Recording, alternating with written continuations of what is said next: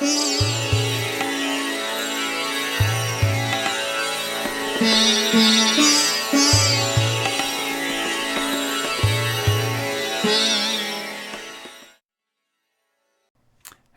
and welcome to Leadership as a Philosophy, Not a Checklist, book discussion 23 on Obedience to Authority by Stanley Milgram. Before I start, a couple of things I wanted to say really quick.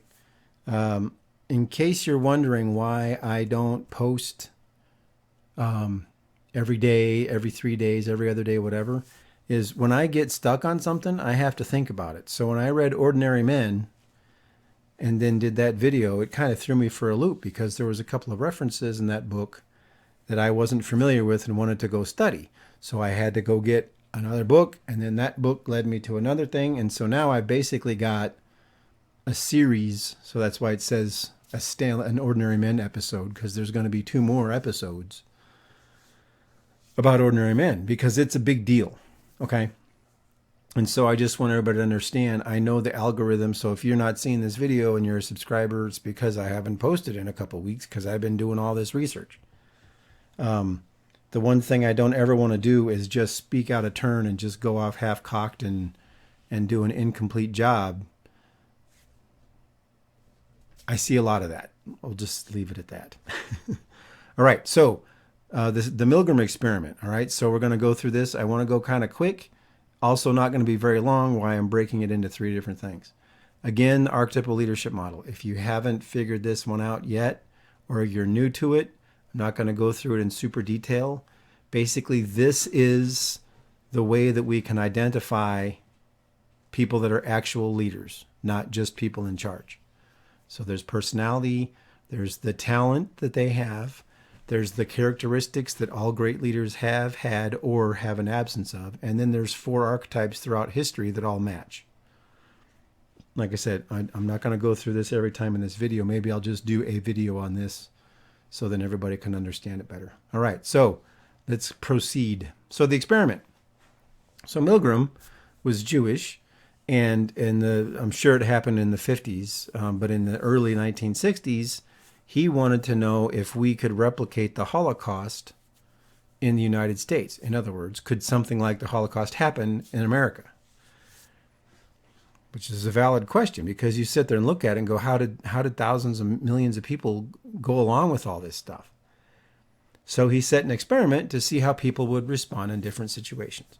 So I'm going to do a pretty rough job describing the experiment. If you would like, go look up the Milgram experiment, and there's a couple videos on it that are pretty good. All right, so basically his idea was he was going to have a scientist, and there were going to be 2 people. One person was the person that was training the other person, and then the third was going to be the one that was being trained. So there's the person conducting the experiment, and there's the 2 people. The idea was that they were going to have to learn a pattern of words and then repeat the pattern back. And if they got it wrong, you're supposed to give them an electric shock. Now, the machine was this big, huge machine, and it started out at, I think, 15 volts. And it went all the way up to 450. It's crazy, right? This huge range of voltages. And the idea was that every time somebody got the wrong answer, you were supposed to shock them more.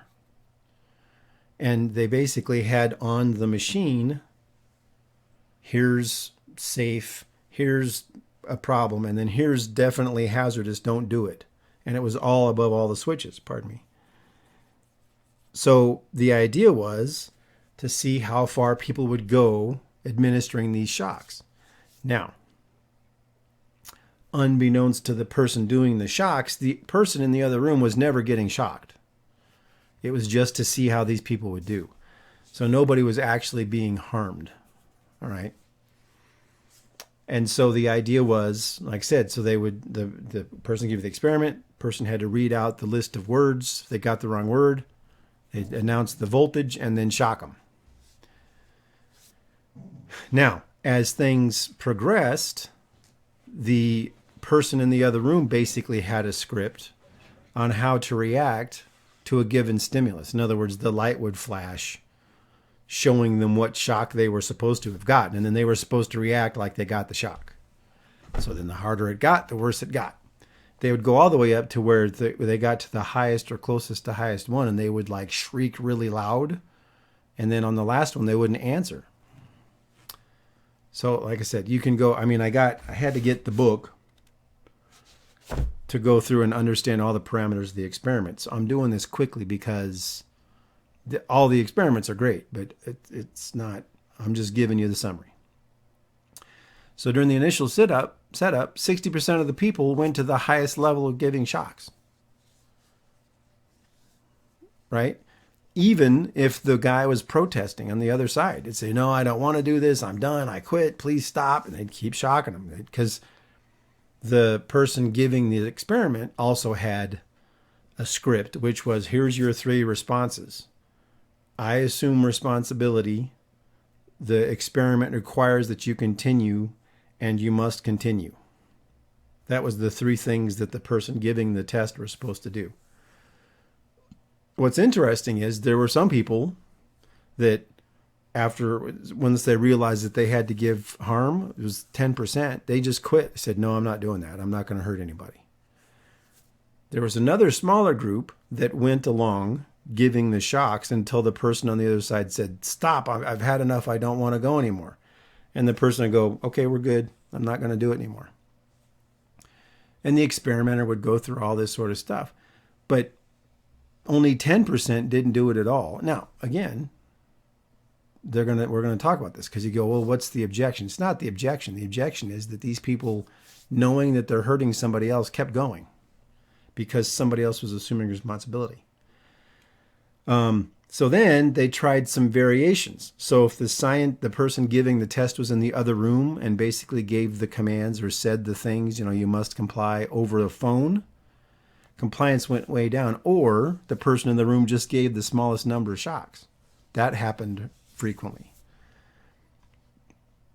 Then there was a peer pressure example where they had 2 people that were there, again, part of the test, right? The only person that was really being tested was the one administering the shocks. And so they would say, there would be a couple people say, no, that's not great. That's unethical. That's not that. Well, then compliance went way down. But if the people in the room said, oh, yep, hey, we got to do what the experiment says. We got to go. Then the compliance went up even higher. Okay? So peer pressure increased or decreased. And then proximity to the subject decreased compliance. So they did it. First, it was the person was in another room. Then they were on the other side of a wall. Then they were sitting right next to him. And they had to go over and put their hand on the plate. They wouldn't do it at all at that point. They'd say, no, no, no. As soon as they had to help, it was a problem.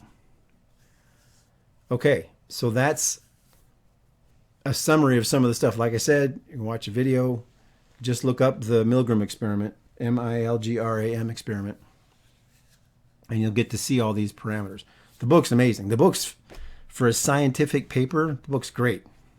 I was able to read it like nothing. So what are the leadership implications of this? All right. So this is my conclusion. After watching this, you go, well, why would you shock somebody? Well, you got somebody saying you can do it and nobody cared. So this is the conclusion. And then this, if you notice, was the same conclusion that I drew from Ordinary Men. It's behavioral proof of Ordinary Men. People will do what they are allowed or told to do. You're allowed to shock some. So I'm using this. Think about this. You got to think on this one because this is a conceptual thing I haven't seen anywhere else. I'm not that smart. But this is my concept. So it's going to be bad because I haven't refined it. So they're going to do what they're allowed to do. So they're allowed to shock somebody. They were doing it. Not because they were sadists. Not because they were evil. Not because they wanted to harm people. They had somebody in a lab coat saying the experiment says you have to continue. Oh, all right. Are you responsible? Yep. Okay. So even though they were causing somebody else harm in their minds, they still did it. So people will do what they are told or allowed to do. It's a fact, right? So then we go and look at the line between good and evil, right? There were a few people, even, when we went to that point where I said the person screamed and was shrieking, A person kept flipping the switch. You got to think at some point, hey, this person might have passed out. I'm still going to give the shock. I don't know. But what does that tell you, right? So you got the line between good and evil runs through every human heart. So the people that were religious or had been through some painful situations were the ones that refused immediately. There's a great example, if you have to watch the video, where this guy goes, nope, I'm not causing somebody else harm. Well, the experiment says you have to do it. Okay, but you don't have the authority to tell me to hurt somebody else. I'm not doing it. Blah, blah, blah. And the guy said, nope, not causing. And they were just dead set against it. One of them was a minister. Another one was somebody that had been in World War II, I think, a couple of veterans. There was a couple of veterans that went along with it, though. Right? And so what's to be made of that, right? And this is in the 1960s, and it was all just people off the street. Early 60s. I think it was 61. It was all just people off the street. So random sampling of people, and then they replicated it again and again and again in a bunch of other universities. So it's not like it was just a one-off thing. So people will do what they are allowed or told to do. So think about that for about, well, how long do we have? So think about it for a couple of minutes. No, think about it right now. So this begs the question, which is the opposite. What's the opposite of this? What if we let people be as good as possible? What if we set up the conditions and set up the experiment so that people can do their best, so that we don't allow any terrible stuff? Right? What happens if you have an environment where you have to be your best and you have to do the best and you're not allowed to be lazy? You're not allowed to hurt other people. You're not allowed to take advantage. You know what I'm saying? But not allowed as in a dictatorial manner, but it's like, this is the environment. What if we let people be their best? Because look, here's the experiment that we've been running in a bunch of businesses now. How many times have you heard in the past decade of places where there was terrible leadership and somebody committed suicide? So we know how it's bad and we're allowing those people to exist. We're allowing that to happen. But then you also hear the places where it's a big family and everybody loves to come to work and turnover is really low. And, even though they're not making that much money, nobody wants to leave the company because they love coming to work and all this sort of stuff. So there's the example. So this is the first installment. The next installment that I'm going to do is on the Stanford prison experiment. And that's another one that's really frustrating because you look at that, it's a whole can of worms. So this is now the new thing. What if we let people be as good as possible? Right? In other words, what if we said for a boss, what if we said for somebody that was in charge of an organization, whatever size, that you have to take care of your people and achieve your goals, not achieve the goal at any cost. So if you achieve the goal and your people all want to murder you, you have failed. Well, then what happens? Well, then suddenly you're going to get a bunch of different people in that position because anybody can go in there and make some numbers happen. But when you say you got to take care of your people too, well, if they don't have humility, integrity, empathy, and they don't pay attention, they're not going to want that job. Somebody like me, you say, hey, you have to take care of people. And I go, okay, I'll do it. Why? Well, because I'm going to take care of my people and the job's going to happen because the people are taken care of. So what if we changed our environment to let the best happen? Anyway, I babble. I'm trying to keep this one short. So, obedience to authority. It's funny. I got this a month ago, 3 weeks ago. And then I went back to get the cover art for it. And this one's already sold out and there's another cover. But this one, I really like this one. It's kind of... So the original was published in 74. The version that I got was published in 2009.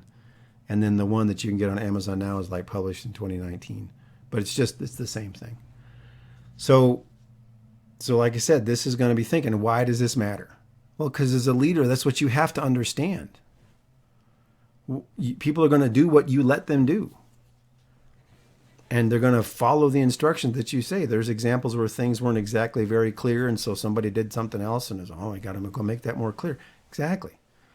So as a leader, people are going to do what you say, and they're going to do what you let them do. So be careful. Anyway, as always, I appreciate your time, and the next couple of videos are going to come out in pretty quick succession because I finally got everything organized the way I want. And I hope you have a great day.